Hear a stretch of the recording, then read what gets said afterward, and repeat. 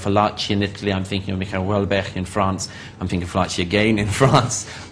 You wouldn't find these cases in America, and if you did, they'd be chucked out of court. Europeans are proving very bad at defending those values, and when it comes to religious belief, which they're not even willing to put into their constitution and acknowledge their own history on it, you can't help finding again and again in the people who are telling them to find themselves, you find non-believing atheist Jews and Christians and so on, saying that Europe has to re-find its soul. You go, as if religion is once again just something like Voltaire says, for the servants, as if it's for other people, but of course I don't believe that rubbish. You know, so Europe's movement away, its finding of its liberal and democratic heart, was not couched in an orthodox theological understanding of the nature of civil liberties. It actually came, you know, again using Voltaire in a strange manner, I think, it actually came in the movement against the reactionary orthodoxies that were prevalent in Europe. And to say that the heritage of Europe is simply a Judeo-Christian monolith, one which is historically incorrect, and two, which is unfaithful to the Enlightenment and Romantic individuals who fought against those successes, is to be unjust, and also to ignore the heritage of the American Constitution, which is a finding and a revealing of Voltaire across the sea. I think that's preposterous. The idea that the American Constitution is a revealing of Voltaire is just laughable. The French understand there's a very deep difference between the Scottish Enlightenment and the French Enlightenment, and also and between the French Revolution and the American Revolution. That's why they fight so much. And furthermore, of course, the important thing about the American Constitution is it's a neoclassical project as much as an Enlightenment project. And that it's based in very deeply in Western values. Let's bring in Ben's article now at this point, because it's relevant. So do you want to introduce it quickly? And yeah, there's an excellent new book, almost a monograph, by Danny Postel, who's a senior editor at Open Democracy, entitled, not particularly catchingly, Reading Legitimation Crisis in Tehran, Iran and the Future of Liberalism. Now, it plays on reading Lolita in Tehran. Legitimation Crisis is a relatively opaque 1975 work by Jürgen Habermas. But what Postel explores in this book, which is genuinely exciting, is the way in which in Tehran dissidents and Democrats are reading Kant, Arendt, Habermas, Richard Rorty, the late Richard Rorty, who visited Tehran and was received extremely positively by Democrats who were reading him outside of academia, who were reading him in the public sphere, who were attempting to envisage what a public sphere away from theocratic reactionaries might look like. And what's fascinating is not only that these ideas, the ideas of Habermas, have real material currency, but also that reactionary clerics are reading Heidegger, and that some of them are reading Antonio Negri, the Marxist philosopher. And when Negri goes to Tehran, he's not received particularly well, because when he speaks about the mode of mass production, Iranians respond, but we're not particularly interested in the mode of mass production. We're concerned with key liberal ideas about the importance of a secular public sphere, about the importance of individuals finding their own means outside a sort of homogenous, autocratic, authoritarian government. So, to distill your argument, essentially, this is a base of your liberal alliance, if Absolutely. you like. Yeah.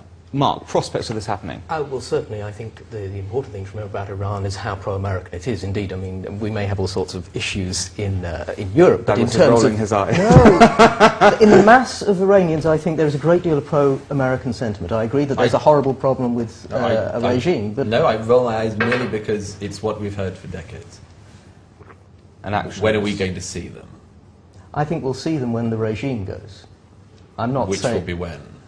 Well, it depends when George Bush's I mean, pencil my point but, is that the egg timer of the extremists being kicked out of office by this pro-American surge. Oh, I'm not saying that. Seems to me to be too far away. Yes, I've been promised it for a long time. Yes, I think it'll probably come to bombs falling on nuclear programs before then. But in the long run, one hopes. Do you want to do my story next? My story is related to that. I think it is. Bring in your story. Because I was going to cite as my story of the week a very, very interesting and good piece by Daniel Pipes in yesterday's New York Sun, extending bringing to a greater public notice the work of two young American scholars about Israel's capability to strike Iran's nuclear reactors, which really, I think, changes the power play in the region over this one, because it's always been assumed or it's been assumed for a couple of years now, since talk has been going on about taking out Iran's nascent nuclear project, that Israel, as it were, couldn't go it alone.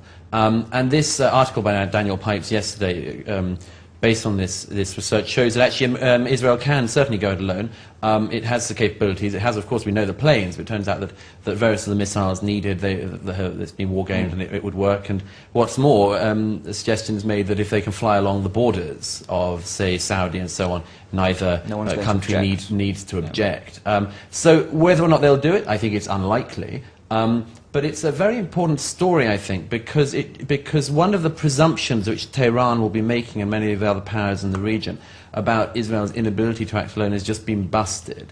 And I think that the necessary pressure that needs to be put on Iran can really be heightened at this point. If Israel can go it alone, if it can do it without America, then I hope Iran sits up and takes notice. Ben, do you share this optimism about this article and this study? I defer to Mark, and I will come back to you. Yes, I was going to bring in another story, which I wasn't going to talk about, but in relation to this, I think is very interesting. Of course, America and Israel have been wargaming just this weekend, I think.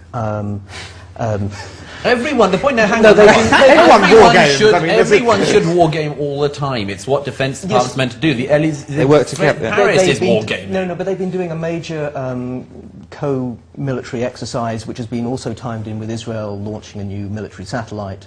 So I think they're certainly at least trying to frighten Tehran or make Tehran realise. So this satellite does what exactly? It just passes over Syria and Iran sort of every 90 seconds kinds of thing. It's the last one, tanked, so they've been a while without one. Can I just say something on many Iranian Democrats?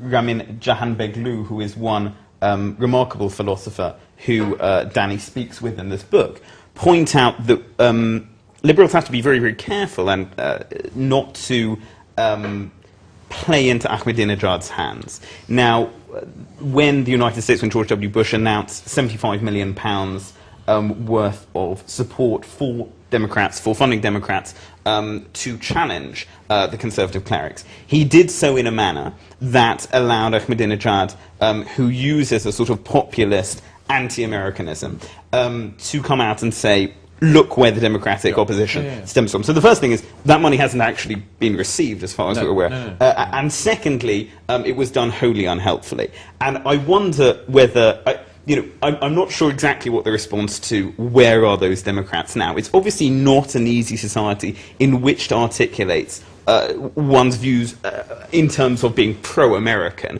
and I don't think that there's any purpose for Iranian Democrats saying they are pro-American. They believe in a secular public sphere. They fight passionately for the rights of women, to express their views, to have an education. All of these things that we find ourselves still fighting the Taliban in Afghanistan because we have not executed that war correctly. Quick last word. Just point out that in this case, if there are indeed these Democrats in Iran, we need to see them. We need to see them. They need to speak louder. And just finally, on the point of the funding, the $70 million from Washington, they announced it publicly. Yes, that's not a great idea. But on the other hand, you can rely absolutely on the fact that if they hadn't announced it, the New York Times would have busted the story a little bit later and broken it against all national security interests, and it would have been inevitable. It would have found the way on the front page that way. So maybe you just announce it before the New York Times does.